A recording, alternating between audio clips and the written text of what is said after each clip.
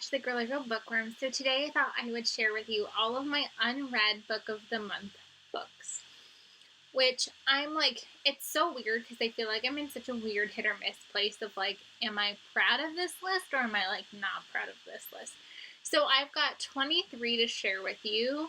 Actually, no. I think it's actually 21 to share with you. Hold on, count. 1, 2, 3, 4, 5, 6, 7, 8, 9, 10, 11,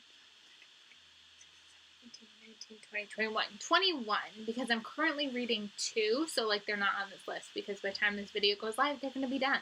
So I've got 21 unread book of the month books, which is like, okay, that's not bad, but it's not great either. But like in the grand scheme of things, I've had book of the month for years at this point. So the fact that I only have 21 makes me feel really accomplished at the same time. I've read over 30, I believe, this year alone. So like I know that like I'm doing a nice job. It just feels like a lot when you pull it up. But when you're getting like 3 books a month to only have 21, it doesn't feel so bad.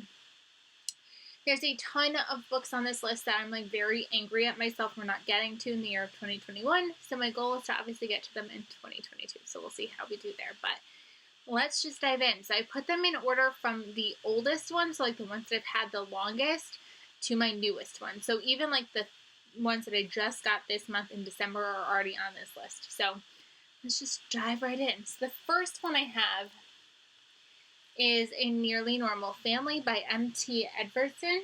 Now this is one that I feel like I always have an itch to grab and then I don't grab it. So hopefully, I'm hoping that the year 2022 was the year for this book. I've tried to borrow it from the library. Like I want to read this one. I don't know why it like slightly weirdly intimidates me, even though there's nothing about it that's that intimidating. So hopefully this is definitely one that I can check off. I think I got it. Yeah, I got it in the year of 2019. So not super old, especially considering I've had my account since like 2016. So not super old, but it's been on my shelf for a while. Then I have this bad boy, The Glittering Hour by Iona Gray. I feel like I've put this on so many TBRs and I have not picked it up yet. I have not heard good things about it either, so I feel like I just need to at least start it so I can either DNF it and just get it off my shelf or maybe love it. So I feel like hopefully we'll see how this one goes. But I think I'm just daunted because of the size and I haven't heard great things, so we'll see. Then I have Ashlords by Scott Wrighton. Now this one's one that I was really excited to get. It's a YA fantasy, which is normally not my thing, but I had heard that it was like a dystopian, and at that point in time I was really craving dystopian novels, and then I got it, and that's not what it is at all. So I think that's why it's been just sitting there like waiting. I know that there's a second book coming out soon, so I feel like I need to at least give it a try. And if I like it, great. If I don't, like, no skin off my back since I read the wrong thing that made me buy it in the first place. So we'll just have to see. Then I have Dominicana by Angie Cruz. Now this is one that I was also super excited for and I thought I was going to read it immediately, but then I hadn't heard great things. It also doesn't have quotation marks, which intimidates me. And I hadn't heard great things after I picked it up, so now I'm a little nervous about this one, but hopefully my fears will dissipate, because like I said, I was really excited. I knew this was a backlist book that when I grabbed it, and I was like really excited, and then I don't know where that excitement went. Another big boy was Star Daughter by Shiveta Thakar. Like, I feel like when I buy fantasy books from book of the month, it's never a good thing because I just never prioritize them. Me and fantasy are not the biggest friends, but I had heard good things about it, and then after I got it, I heard bad things about it, so then I wasn't sure, and then it's thick and daunting, and I was a little nervous. So we'll see how this one goes. I don't know if this is the first book in the series or if it stands by itself, but I don't know, let me know. I've also got Atomic Love by Jenny Fields. Again, I feel like a lot of these books are on here because I got them kind of excited for them and then I heard awful things about them. And like this one was one that I like, not that I necessarily settled for, but I wasn't necessarily like so invested in getting this one. This one is another historical fiction novel, and again, Mama Lee Ellen ended up reading this one with her book club, and there weren't many people who really loved this one, so I think that's what kind of has steered me away. This book was in my, like, books that intimidate me, or, like, books that I've been, like, scared of video, so hopefully I will stop being scared of it at some point and pick it up, or at least try to pick it up. Then I've got These Violent Delights by Chloe Gong. Again, another fantasy that just scares the bejeebers out of me, but this sounds like so up my alley. 1920s, kind of a Romeo and Juliet retelling, but with fantasy. Like, it sounds like such a good book, and I know that this is the first book in the series, because I know the second book just came out, and I know I need to just suck it up and try it, but I'm so scared of it at the same time, so we'll see. Then we've got People Like Her by Ellery Lloyd. This one is short.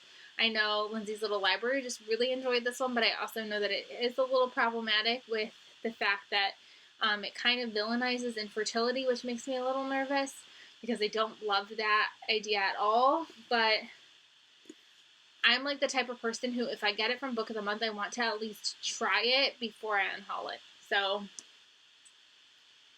hopefully, maybe I'll have good luck with it. We'll see. Then I have The Girl with the Louding Voice by Abby Dare. Now, I did try to read this one this year. I got the audiobook for it, and no matter what speed I made it, I didn't jive with the narrator, so I ended up putting it down. So I know that it's a book that I'm going to have to read physically because of the fact that I could not get the speed to a tone that, like, worked with me. So hopefully I will be able to prioritize this a little bit better in 2022, knowing that I have to be physically ready to read it. Then we've got Infinite Country by Patricia Engel. I believe I'm on the hold list at my library for the audiobook for this. It's really tiny, so I should just, like, pick it up physically and just get through it.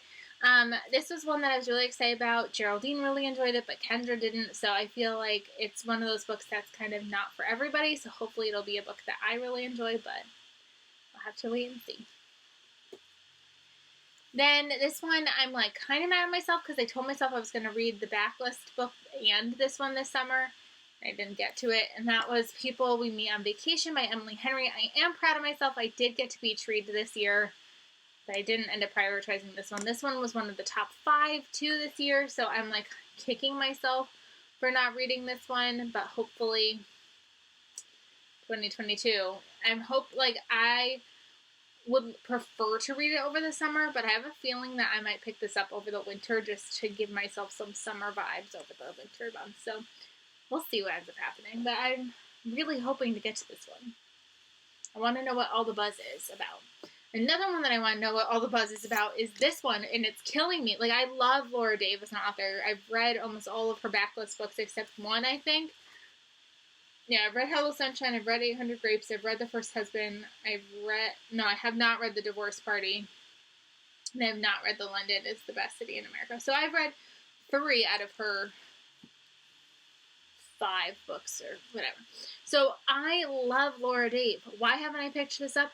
I have absolutely no idea. I've heard so many good things about it. It's killing me that I haven't read this yet. So I definitely want to prioritize this one in the year 2022. Another one that I'm, like, mad at myself for not reading is We Were Never Here by Andrea Bartz. For some reason, like, I always am like, I want to read that. But then I always have another thriller going on, so I'm like, I can't read 2 thrillers at once. So then this one always gets put to the back burner, and then I always prioritize another one over this one. So hopefully I can prioritize this one and get this one read, because it's something that I've been wanting to read ever since I got it, but I just haven't done so. This one makes sense why I haven't gotten to it, and that is The Knockout Queen by Ruthie Thorpe. I got this one this year because I was just kind of, I want to fill my box, I don't know what I want to fill it with, and I just kind of picked a book at random, like a book that I knew nothing really about. All I know is, like, I've seen some buzz about this one, but not much. So I grabbed it at random, so it makes sense why I haven't read it, because there's books that I've been more excited for, so hopefully I'll be able to get to it before next year's over, because I just want to know why I grabbed it. Like, what about this called to me? So hopefully that'll happen soon. Then I've got Everything We Didn't Say. Oop, there goes the books. You okay, Bella? She's like, I was sleeping. Why'd you do that to me? So we've got Everything We Didn't Say by Nicole Bart. This was a October pick, so it's a very recent pick, so it's why I haven't really prioritized it. I didn't know anything about it when I grabbed it. I think it's a thriller. I haven't heard the best of things. I've heard good things, but I also have heard some not so great things, so we'll see. I've got The Book of Magic by Alice Hoffman. I started this one. I was really excited for this one, and then for some reason I got to page 52, and I was just like, I need more time to invest into this, and I just didn't have it at that time. I just didn't have the headspace for it, so hopefully, I don't see why I wouldn't read this one in 2022. I should get to it. It's just, it was one of those books that I knew that I needed more time and more mind space for, and I just didn't have it this year after everything that has been going on in my life lately. Then, most recently, so my November books, we've got Still Life by Sarah Winman. I just got it, so that's why it's unread. Same thing with The Family by Naomi Krupitsky. And then books that I still have left from December, we've got Razorblade Tears, A Flicker in the Dark, and Tastemakers. But the December books, again, make sense. As now I can't get monetized because I've got Bach, or whoever this is, playing in the background. Sorry, it's one of Sydney's toys. Alright, be quiet. Oh. But these make sense because I literally just got my box like 2 days ago. So those are all my unread book of the month books. What's your number like? Are you embarrassed by it? Are you okay with it? How are you feeling? If you are not a book of the month member, I highly encourage you to, even though it obviously makes your TBR massive. It's such a great deal. You can get your first book box down below for $5. I think the thing that I get is a free book like add-on credit if you buy through me. So if you'd like to buy through me, it's $5. I think they're also having a $5 sale in general. So if you don't want to buy through me, that's fine too. It's great because you get each book. So I'm a year member, so I think I pay about $12 a book for the year, so I get 12 credits for $12.99 each. It's like $100 and something. And then each add-on that I get is $9.99. And then the great thing is too, once you've gotten 12 boxes, you become a book of the month BFF. And what that means is that every month on your birthday month, you get a free add-on. Every time that they do a end of the year finalist, you get a finalist pick for free.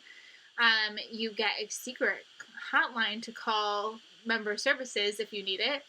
And then I think you also still get the book bag tote when you hit that 12th box. The other great thing about Book of the Month is they now have like challenges. So this year, like if you completed their challenge, you won a pair of cozy socks.